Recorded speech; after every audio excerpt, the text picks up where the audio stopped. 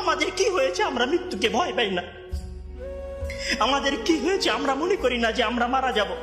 পৃথিবীর সর্বশ্রেষ্ঠ মানুষ, সর্বশ্রেষ্ঠ রাসূল দুনিয়া থেকে বিদায় নিলেন, তার সাহাবীদেরকে ছেড়ে তিনি দুনিয়া থেকে চলে গেলেন, উপরের জগতে পাড়ি জমালেন। আমাদের কি হয়েছে যে আমরা বিশ্বাস করতে চাই না, আমরা প্রস্তুতি গ্রহণ করি না মৃত্যুর জন্য? আমি আপনি কি মনে করি যে আমরা চিরদিন বেঁচে থাকবো? আমি আপনি কি মনে করি যে আমার গ্যারান্টি রয়েছে আমি সালাত আদায় করে আমার রুমে ফিরে যাব? বিশ্বাস করুন হ্যাঁ আমার ছাত্র ভাইয়েরা, অবশ্যই আমাকে আপনাকে একদিন মৃত্যুবরণ করতে হবে, আমাকে আপনাকে একদিন এই দুনিয়া ছেড়ে চলে যেতে হবে। সুতরাং মৃত্যুর জন্য প্রস্তুতি গ্রহণ করুন, সুতরাং মৃত্যুর জন্য প্রস্তুতি গ্রহণ করুন।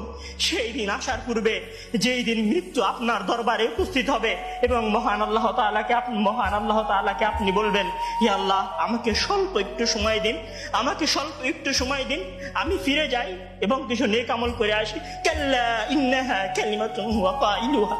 তখন মহান আল্লাহ তাআলা বলবেন, কোনো সুযোগ নেই, এটা তো তার মুখের কথা মাত্র, সে ফিরে গেলে আবারও আমল করবে না, সে ফিরে গেলে আবারও আমল করবে না।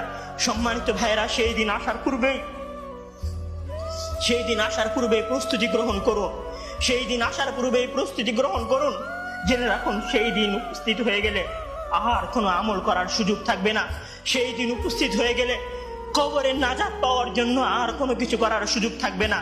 সেই দিন এসে গেলে 2 রাকাত সালাত আদায় করে আল্লাহর কাছে ক্ষমা প্রার্থনা করার কোনো সুযোগ থাকবে না।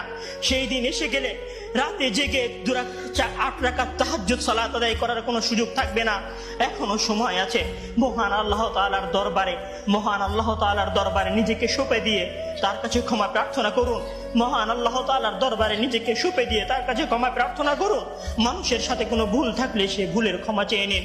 মহান আল্লাহ তাআলার সীমা লঙ্ঘন করে থাকলে মহান আল্লাহ তাআলার কাছে ক্ষমা চেয়ে নিন।